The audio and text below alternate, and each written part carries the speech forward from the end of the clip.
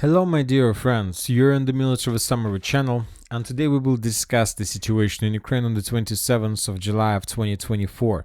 Today we have a lot of very interesting updates, so let's start. And first we're going to talk about southern Donetsk direction because we have two attacks that were conducted by the Russians during the previous hours or even days, we don't know for sure. But anyway, regarding when exactly the attacks took place, we see that the Russians managed to improve their positions and we have some changes on the ground. First, let's talk about the Russian attack, more precisely of attack of Sons of Anarchy. Significant number of motorcycles, a significant number of stormtroopers were attacking the Ukrainian positions along the road Vadyana-Solodki. The video was published by the Russian sources. As a result of attack, the Russians captured additional strongholds, fortifications. We have adjusted the map, as you can see, and the most important, the Russians got closer to the main supply road TO524 along this road.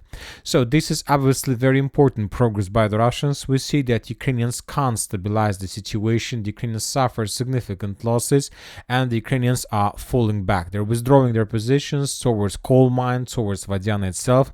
Everything develops obviously in Russian favor. And now let's return back to the map. So according to information we have, the Russians during the previous 24 hours managed to improve their positions using these roads of attack. Very important progress, and I'll remind you that during the previous weeks the Russians managed to improve their positions along this line, and according to different mappers, the Russians also captured the fields between the coal mine Vadyana and Mykolaisk, and the Russians got under control these fields as well. So currently, according to this situation, the distance between edge Russian positions and the main company stronghold in the same area is less than 2 kilometers, so it's already nothing. Now let's talk about Konstantinivka. We have additional updates from this area as well. The Ukrainian sources published the video yesterday in the evening. This video was published, or maybe this morning, how the Ukrainians were FPV droning the Russians inside of Konstantinivka. So this is Konstantinivka itself. Telling the truth, we haven't managed to geolocate exactly this area, but according to the source, the video took place here. And this is the trenches that were FPV droned by the Ukrainians as well. Based on this video, we have adjusted the map yesterday, and basically we confirmed additional Russian progress.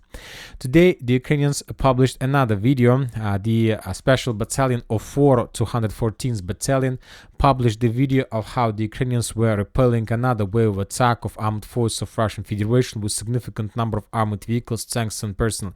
Maybe this is the part of attack that took place a few days ago when the forces of 79th Brigade stated about the biggest attack ever since the beginning of the special military operation, where the Russians were using up to 57 armored vehicles. Anyway, maybe this is the same attack, maybe this is the new attack. Anyway, the most important is the progress, whether the Russians managed to improve their positions or not. And according to this video, some of the events in that video were geolocated in this point, in these 2 points to the south of the farms. So obviously the Russian main goal was to move in direction of this tree line, to answer this tree line, and then to capture this small farm or this small barrack. We don't know for sure whether the Russians managed to capture this farm or not, but obviously that was the main Russian target.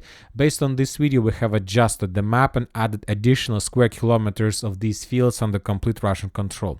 But anyway, regarding the fact that we haven't received any updates, any videos that confirms Russian control over this territory, we have marked this area as a gray zone because most likely the Russians were trying to enter there.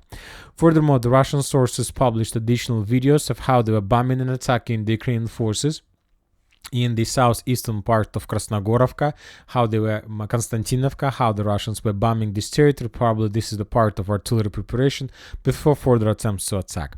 Summarizing everything, we can tell a few things for sure. Currently, it's not unknown which territories, which buildings are under complete Russian control. We don't know this for sure, but we know for sure just one thing, that the battle and official assault of Konstantinivka has started and that the clashes are already taking place inside of this village. Now let's move further and let's talk about Krasnohorivka. During the previous video in the morning short update, we talked that the Russians, as a result of offensive operation, managed to establish complete control over Astrokhovskaya Street, Nakhimova Street, this part, Michurina Street and Gagarina Street. So this small territory that is blinking right now in front of your screen was captured by the Russians during the previous 24 hours, during the let's say by the end of the previous day. We had the video that confirms this geolocation. Once again, the Ukrainian sources published the video. This morning, the previous update, lots of mappers have adjusted their maps. For example, the pro-Ukrainian mappers suggested that most of the northwestern part of Krasnohorivka is already in the gray zone. And according to neutral mappers, the Russians captured almost everything, and that Ukrainians control probably less than 5% in the most northwestern part of the city. And if you remember the previous video, we have adjusted the territory and we were showing the gray zone. But right before we start making the video, some Russian sources published just a small photo. This is the photo. The building from this photo was geolocated, and this is exactly the building where the Russians raised their flag. This is the building. So, and based on this, most of the mappers have improved their, let's say, corrections on the map and improved Russian positions inside of the city of Krasnohorivka. So by the evening of the 27th of July, the Russians, as you can see, managed to improve their positions significantly and to force the Ukrainians to fall back to the most northwestern part of the city. Okay, anyway, we still haven't received any geolocations that confirms control over this square.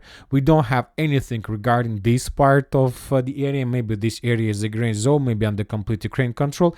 The only thing we know for sure that maybe this part of Krasnohorivka still remains under the Ukrainians, but most likely during tomorrow or the day after, the Ukrainians will retreat from this city completely. And of course, you might say that the battle for Krasnohorivka with this will be ended, but it's not true. We still have some interesting details, some interesting situation that continue developing in the southwestern part. Today, the Ministry of Defense of Russian Federation published a video of how they were bombing the Ukrainian forces in this part of Krasnohorivka with tank from hidden position. This video was published today, and this is 100% evidence that this territory most likely under complete Ukraine control, or the Ukrainians conducted a series of counterattacks to restore control and to see what the Russians are able to do and what do they have. So of course, after the Ukrainians leave north and the northwestern part of Krasnohorivka, the Russians will be forced to resume or renew their offensive in the southwestern part with the purpose to force the Ukrainians to fall back completely. So the battle for Krasnohorivka will not be ended by the victory in this part. There are still unknown situation in the southwestern part, and there are still questions and some doubts regarding the area in the western part. We are talking about these farms and these barracks. So, but anyway, regarding this, despite these facts, despite these updates, the days of Krasnohorivka are numbered, and sooner or later, this information about complete control over the city will be included into the Ministry of Defense report. Now let's move further and let's talk about the western Avdiivka direction, or it's already Pokrovsk direction. We have additional updates and very interesting details.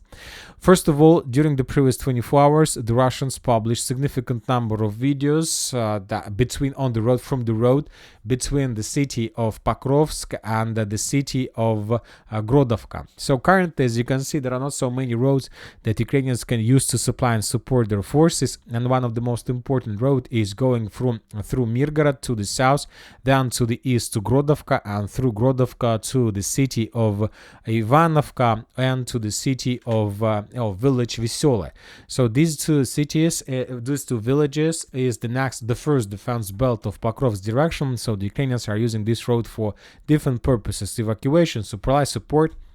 And the Russians published the video of how Russian FPV drones were operating in this area and how the Russians were hunting and attacking the Ukrainians. The Ukrainians' light vehicles, armored vehicles, evacuation machines, and so on. This is very important video because we see that the Russians have full control, 100% control over the main supply roads. So the Russians see everything, and the Russians try to reduce the Ukrainian logistic possibilities. The current distance from the area of operation of Russian FPV drone operation operating, and the edge positions of armed forces of Russian Federation is around 10 kilometers. It's obviously a significant distance. Furthermore, as for Grodovka, we got a very important update about the current status of the 47th Mechanized Brigade. According to information we have, this brigade already lost its combat capabilities. Probably for the second time since the beginning of the special military operation, for the first time this brigade lost its combat capabilities during the Ukrainian greatest counteroffensive that took place in 2023.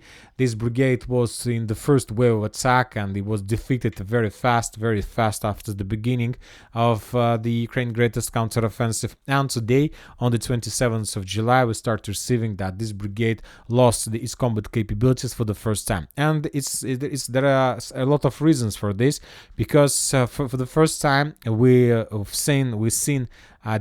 saw the activity of 47th Brigade, and their first activity took place in the vicinity of Stepova Berdachi, when the Ukrainians were FPV droning the Russians along the railways, trying to secure and to protect the northern Avdiivka flank. And I just take a look at this map. Since the first updates about the 47th Brigade in this direction and till the edge positions of Russian forces right now have already passed 20 kilometers. So it's a very big way of withdrawing positions by this 47th Brigade. Okay, now let's talk about changes on the ground. We have additional updates. The Russians, as we discussed in the previous video, are moving along the railways from Progress towards Zhelana from the north and trying to get the village in the northwestern direction. The Russians are moving to the same village through the tree lines to the south, from Vovchi to the south, and the Russians, as we discussed in the previous video, managed to secure this artillery pocket. Now they will try to cross the river in this area as well and to move to the south also. So this is the Russian plan, and most likely this is the current and the most important Russian, let's say, objective, to get as close as possible to Zhelana, to capture these three lines and to start assault of this village as well, because now the Russians have just one problem in this direction. You know that during the previous days the Russians captured significant number of villages, but it's very difficult to keep forces inside of these villages. Anyway, you need something bigger. You need to have basements, industrial zones, high-rising areas. So you need to have a strong position where you can concentrate forces. The last city that the Russians captured in this direction that allowed the Russians to do everything we've just discussed was Ocheretino. So there are high-rise building areas, farms, industrial zones, and Ocheretino allowed the Russians to concentrate forces and then using these forces to move further in the western direction. As for these farms, these small villages, there are no such a city, and probably the only city that can give the Russians some possibilities, some advantages is Zhelana, because there are high-rise building areas, as you can see. There are farms, barracks, lots of infrastructure that the Russians can use for concentrating forces. And as you can see, there is a very useful and very nice, very good supply road from Zhelana to the east in direction of Novoselovka Pershe, and then also using the strict road to Semyonovka, Orlovka, and then to Avdiivka. This is the shortest way that the Russians can use for the future logistic to move further in the western direction towards Novogrodovka, Selidova, or even to Pokrovsk itself, or even in the southern direction with the purpose to attack the cities and villages that located to the south of Zhelana and to the west of Karlovka. So now the Russian main goal is to capture something big, some big city, some big town, some big village that can be used by the Russians for concentration of additional forces, tanks, armored vehicles, and the most important weapon, artillery weapon, drones, and many other different military things. Once again, according to different mappers, the Russians improved their positions towards Veselya, and this city is already has been encircled a little bit from the eastern and the southeastern direction. We have additional Russian progress towards Zhelana. The Russians captured this artillery pocket, so we see that Ukrainians have no chances and show no resistance to the Russians. Now let's move further. We have additional updates about the entire Avdiivka Russian progress. And some Russian sources calculated that during over the last 6 months, the Russian armed forces have captured about 400 kilometers on the Avdiivka direction, and this is very big progress, as you can see. Now let's move further and let's talk about New York agglomeration. The Russians are moving from New York to the west in direction of Alexandropol, and the thing is that it's not quite good, let's say, direction, because the Russians are located in the lowlands, because Yurivka, Novgorodska are located in the lowlands, and the Ukrainian positions are located on the hill. So now, and the main hill is going along this tree line. So if the Russians are able to take under control these small tree lines, these fields, then they will be able to get the hills, and from these hills it's going to be not a very big problem to establish control, at least fire or visible control, over Alexandropol, Valentinovka, Sukhaya Balka and Panteleimonievka. So this is the situation in this direction. As for Pivnichная Toretsk agglomeration, during the previous 24 hours we haven't received additional updates, just the videos that we have discussed in the previous update in the day before.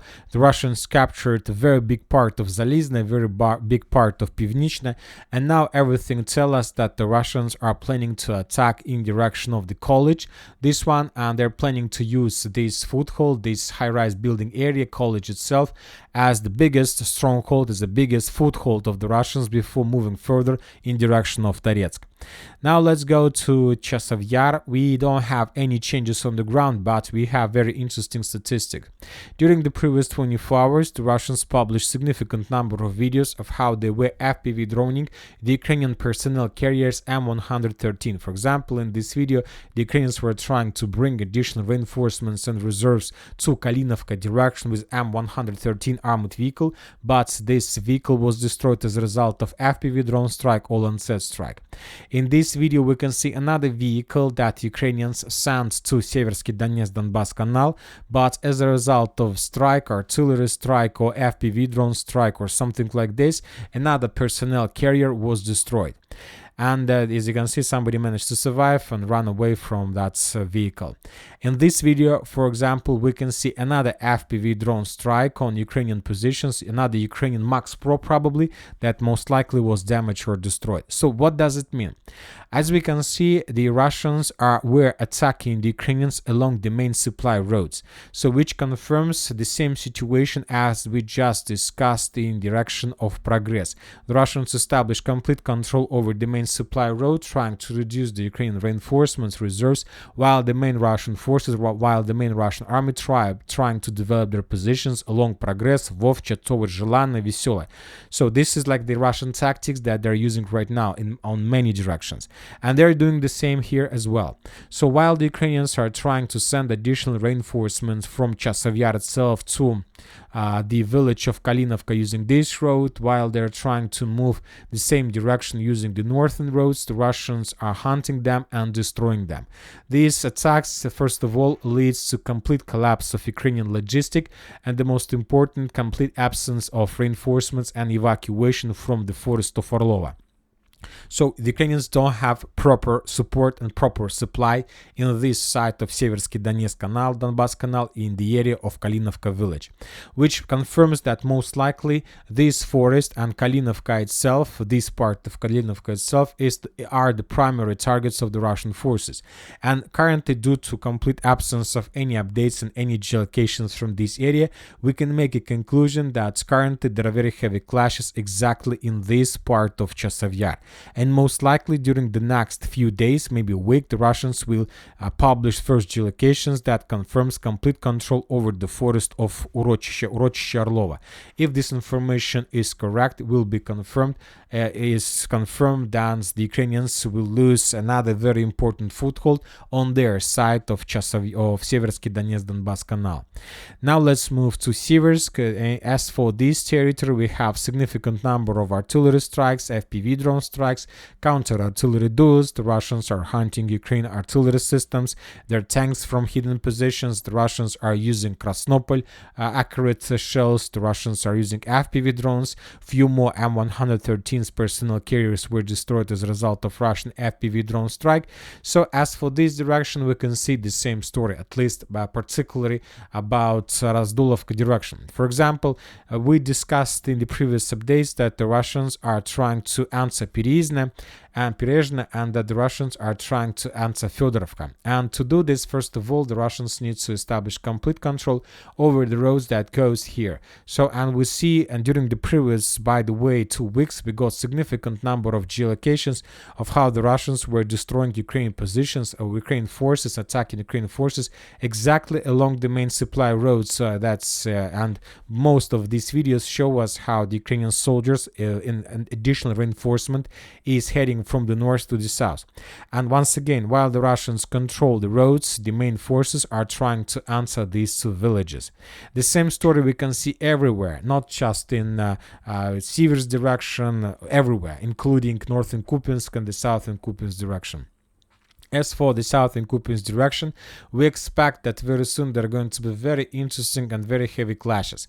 The thing is that after the Russians lost significant number of territories and strongholds inside of Kremenaya forest, probably the Russians managed to regroup their positions to bring additional reinforcement, and most likely the Russians received an order to attack the 12th Azov Brigade and to defeat them completely.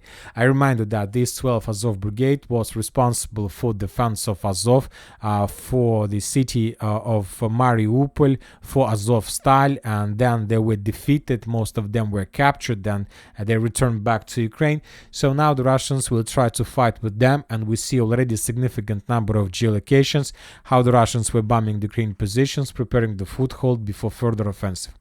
As for northern Kupyansk direction, during the previous 24 hours, we haven't received additional updates, just the thing that we were discussing in the previous video. According to different sources, the Russians captured the Ukrainian positions to the north of Pivnichne. The Russians captured these strongholds and these fortifications. Furthermore, some sources reported that the Russians launched an offensive and in the southern direction as well, towards the village of Stelmakhovka. Of course, the distance is very big, and most likely they will not be able to pass these territories, but obviously they will try to improve their positions, and most likely these roads, these fields, and these tree lines will be captured by the Russians. It will allow them to maintain the positions between Pishana itself and Berestova, and just to improve their positions before further movements in any of the directions. Now let's talk about northern Kupyansk area. We have additional updates, and the most important, that the Russians began artillery and very heavy artillery preparation. The Russians are bombing the Ukrainian forces in Ukrainian positions right in front of industrial zone, right in front of the plant that was captured by the Russians in the most southern part of the northern Vovchansk. In this video, we can see a series of FAB strikes, artillery strikes, Ha-39 missile strikes. So let's return back on map, summarizing everything. The Russians realized that it takes them too long to capture the high-rise building area, the Volchansk citadel. So that's why the Russians decided to concentrate forces, the critical mass, in aggregate plant, in the aggregate plant, and now they have started bombing positions of armored forces of Ukraine in the next industrial zone, which confirms that very soon, probably during the next night or maybe during the next few days, the Russians will attack in this direction with the purpose to capture this part of the northern Vovchansk. We are talking about Ukrainian positions along Zernovaya, Zarichna, and Metallista streets. So this territory, the Russians, this is the primary target for the Russian forces for the next week or for the next few weeks. If the Russians are able to take under control these territories with a significant number of infantry, of course, then they will force the Ukrainians, obviously, to fall back from the citadel towards more reliable positions in the central part of the, even in the eastern part of the northern Vovchansk. But these positions we can't call reliable, because there are no high-rise building areas, just small buildings that can be destroyed, and the infantry inside of them with just the regular flamethrower strikes. So the final battle, as I understand, for the northern Vovchansk is about to begin, and the Russians are going to do this by this way. We haven't received anything about Staritsa Burgovatka. Either there are very heavy clashes, or either the sides are trying to regroup and to prepare before further offensive. Northern Kharkiv direction, the same story. The Russians published significant number of videos of how they were bombing and attacking the concentration of Ukrainian forces, but as we can see, no changes on the ground. As I understand, the Ukrainians are trying to collect forces. The sources reported that the Ukrainians managed to concentrate and to collect the most powerful and the most capable, let's say, group of forces exactly on Kharkiv area. It's very difficult to understand what exactly the Ukrainians are planning to do with this group, but the only reason to have the most powerful group of forces is to start offensive. So as I understand, the Ukrainians continue dreaming about successful counterattack that can give him additional months or additional days in his president chair. And that's it for today. Military Summary channel reminds we condemn any violence in the world. Thank you for watching. Subscribe to my channel, put your likes, join my Patreon, and have a good day. Bye bye.